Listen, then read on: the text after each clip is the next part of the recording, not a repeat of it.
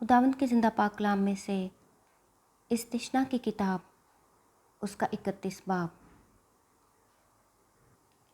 یشوع موسیٰ کا جانشین بنتا ہے، اور موسیٰ نے جا کر یہ باتیں سب اسرائیلیوں کو سنائیں اور ان کو کہا کہ میں تو آج کے دن 120 برس کا ہوں، میں اب چل پھر نہیں سکتا، اور خداوند نے مجھ سے کہا ہے کہ تو اس یردن پار نہیں جائے گا، سو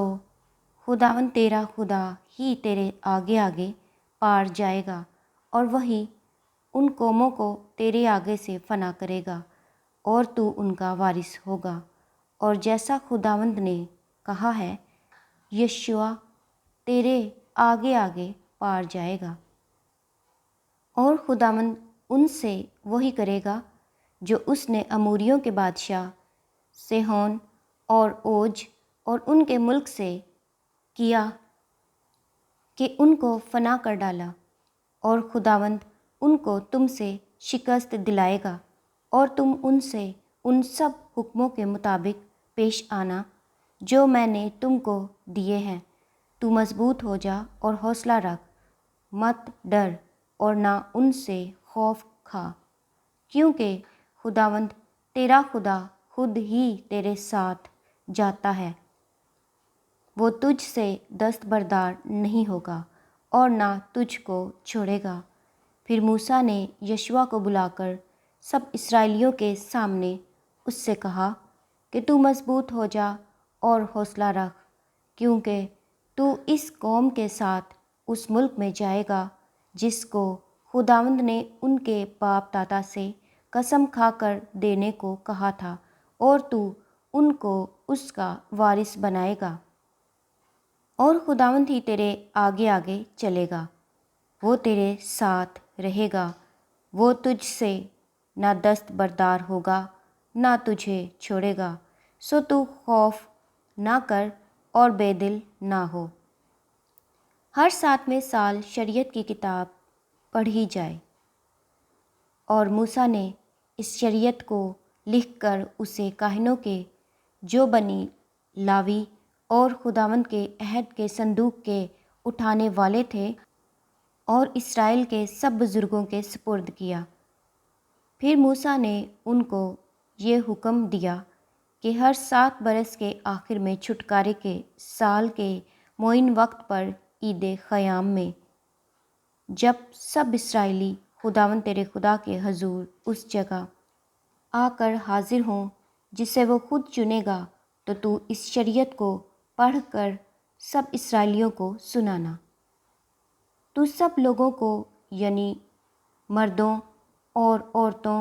اور بچوں اور اپنی بستیوں کے مسافروں کو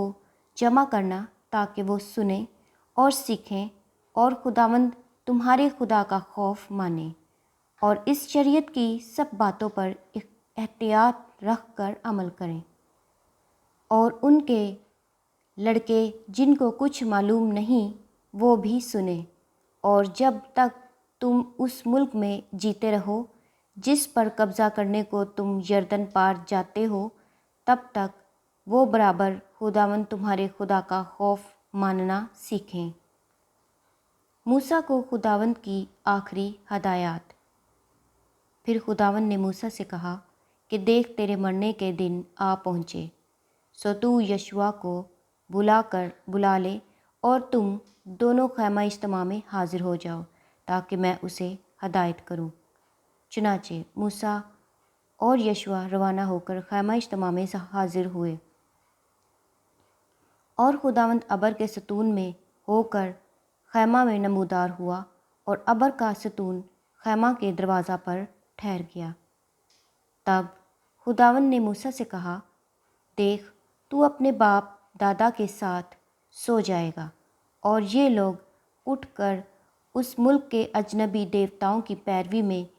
جن کے بیچ وہ جا کر رہیں گے زنا کار ہو جائیں گے اور مجھ کو چھوڑ دیں گے، اور اس عہد کو جو میں نے ان کے ساتھ باندھا ہے توڑ ڈالیں گے۔ تب اس وقت میرا قہر ان پر بھڑکے گا اور میں ان کو چھوڑ دوں گا اور ان سے اپنا منہ چھپا لوں گا اور وہ نگل لیے جائیں گے اور بہت سی بلائیں اور مصیبتیں ان پر آئیں گی۔ چنانچہ وہ اس دن کہیں گے، کیا ہم پر یہ بلائیں اسی سبب سے نہیں آئیں کہ ہمارا خدا ہمارے درمیان نہیں؟ اس وقت ان سب بدیوں کے سبب سے جو اور معبودوں کی طرف مائل ہو کر انہوں نے کی ہوں گی، میں ضرور اپنا منہ چھپا لوں گا۔ سو تم یہ گیت اپنے لیے لکھ لو اور تو اسے بنی اسرائیل کو سکھانا اور ان کو حفظ کرا دینا، تاکہ یہ گیت بنی اسرائیل کے خلاف میرا گواہ رہے، اس لیے کہ جب میں ان کو اس ملک میں جس کی قسم میں نے ان کے باپ دادا سے کھائی اور جہاں دودھ اور شہد بہتا ہے پہنچا دوں گا، اور وہ خوب کھا کھا کر موٹے ہو جائیں گے، تب وہ اور معبودوں کی طرف پھر جائیں گے اور ان کی عبادت کریں گے اور مجھے حقیر جانیں گے اور میرے عہد کو توڑ ڈالیں گے۔ اور یوں ہوگا کہ جب بہت سی بلائیں اور مصیبتیں ان پر آئیں گی تو یہ گیت گواہ کی طرح ان پر شہادت دے گا،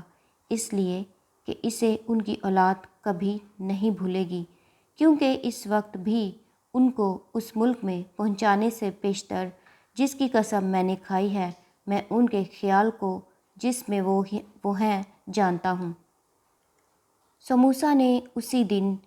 اس گیت کو لکھ لیا اور اسے بنی اسرائیل کو سکھایا، اور اس نے نون کے بیٹے یشوع کو ہدایت کی اور کہا، مضبوط ہو جا اور حوصلہ رکھ، کیونکہ تو بنی اسرائیل کو اس ملک میں لے جائے گا جس کی قسم میں نے ان سے کھائی تھی، اور میں تیرے ساتھ رہوں گا۔ اور ایسا ہوا کہ جب موسیٰ اس شریعت کی باتوں کو ایک کتاب میں لکھ چکا